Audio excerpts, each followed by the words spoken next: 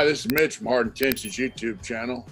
We also have HARDINTENTIONS.com where we sell T-shirts, hats, and other cool stuff. Prints of my art and whatever I can come up with in the future, we may put on our site. So please check us out. Might have some cool stuff that you like.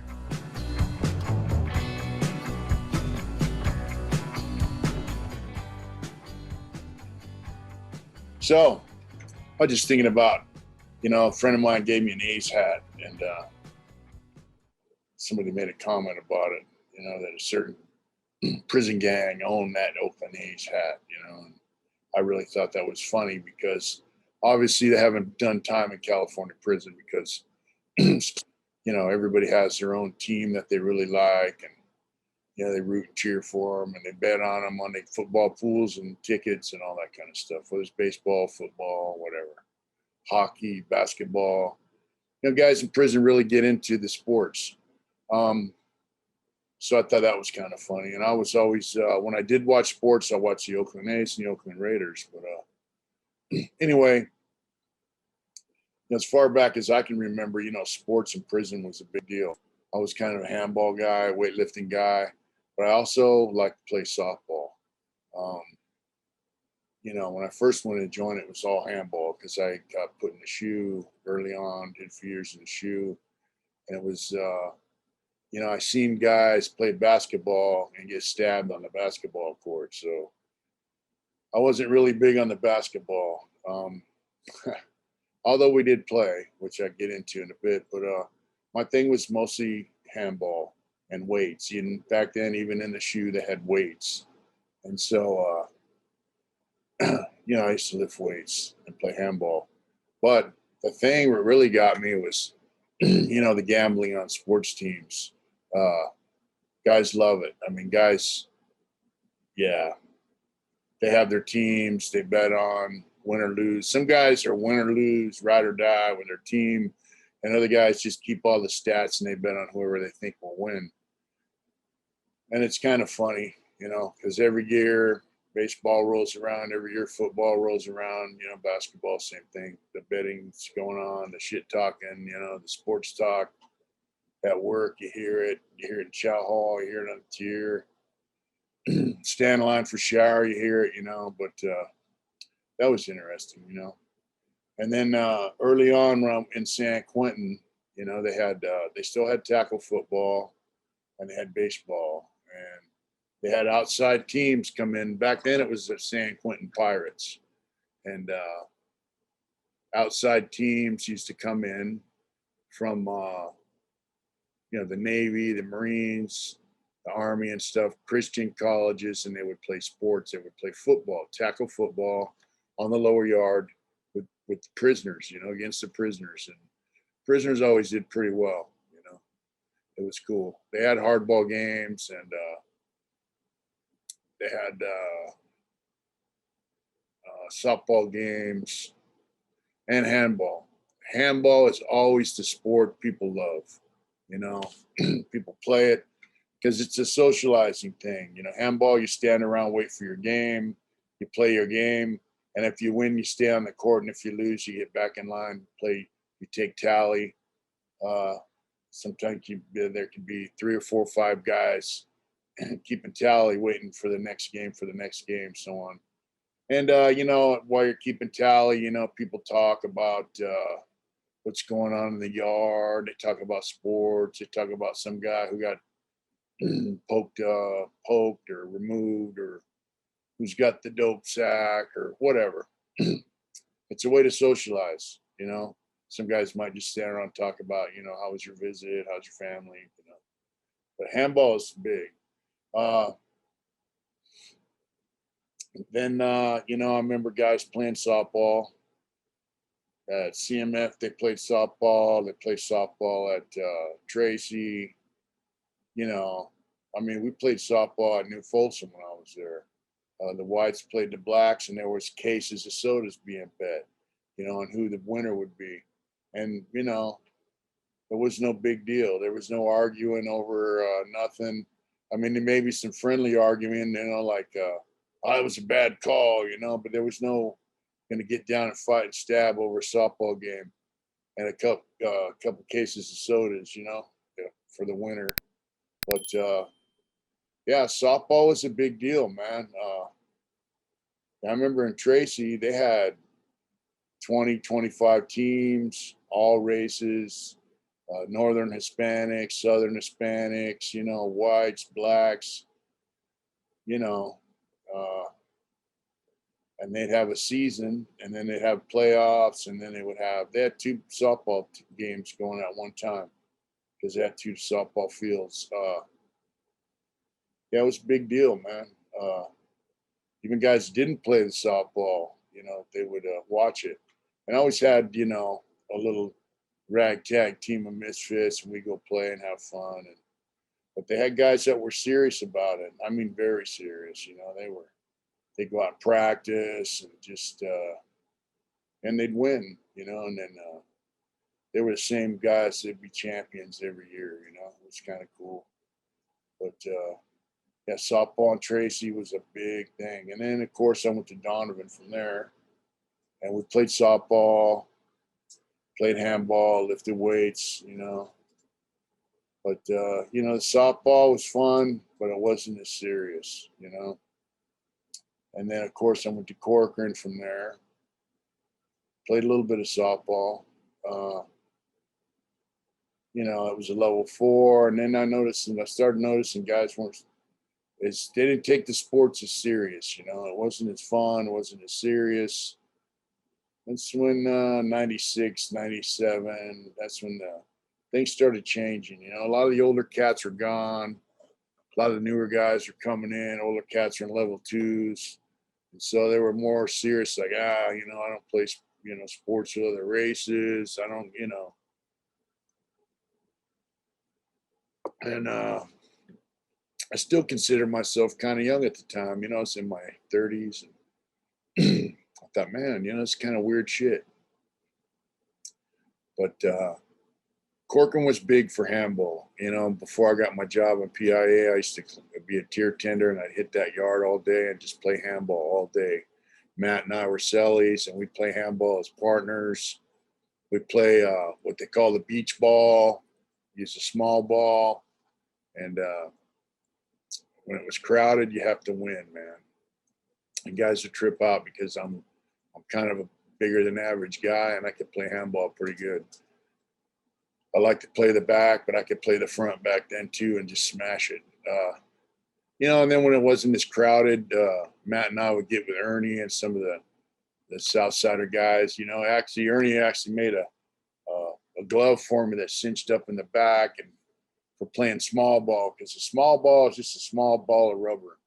And you play barehanded, it tears your hand up pretty bad. You see guys with cracks in their hands, and it's pretty gnarly, But yeah, Corcoran was fun with the handball. Loved it all day. Some guys played basketball, but and after a while the baseball kind of played out there. They had horseshoes, and then some guy got smashed in the head with a horseshoe. Some big old child molester was on the yard, and some youngster ran in the chapel where he was hiding out and beat his head in with a horseshoe. So that was the end of horseshoes for a while. And I don't really remember a lot of baseball there. When I first got there, a little bit, but not so much after a while. It was mostly handball and walking the track and basketball. And like I said, I'm not real big basketball player, but I remember, Tracy, we used to go out night yard, and the whites and the Southsiders would play full court basketball. Man, I'd just be sweating like a dog. My homeboys from San Diego, Southsiders, sometimes they'd play on their team, and I'd try to catch rebounds and pass the ball around. It was fun. It was super fun, man. And guys took it serious, but they took it fun. They had fun with it, So yeah, Tracy was big on basketball on night yard and had 3 basketball courts. So, it was quite a deal. Tracy also had like 10 or 12 handball courts. But I left Corcoran though. 98, I went to Lancaster. I played some handball there, but it wasn't the same. I just got into walking the track, man. And, but they did have soccer. I did play soccer. And they had the Godzillas there, all white soccer team. They always win. A lot of them were college guys that played soccer in college. It was fun. And they also had the Godzillas, the softball team. And it was fun. There was a lot of camaraderie, even on, amongst other teams. It was fun. It was good. Then, I mean, I was playing soccer in 100-degree heat. And you got to remember you're locked down there, 3:30 pretty much, party's over. They did have night day room there for level 4 where you get your showers and whatnot. But so you want to go out and burn that energy, Handball was cool, but when playing soccer in that heat, you burn a lot of energy. So you go in the pad at night and you sleep like a baby, For me, that's what sports are all about, burning that energy, having a little fun. It was cool, But so I left there. I went back to Donovan, and my points went down to level 3 finally. And the softball was like the whites could play with the Southsiders, the blacks could play amongst themselves. And I was like, what's going on, And they said, well, there's no interracial sports here anymore. And I was like, what the fuck, I couldn't get it, I didn't understand it. But they did have soccer. I played a little bit of soccer there.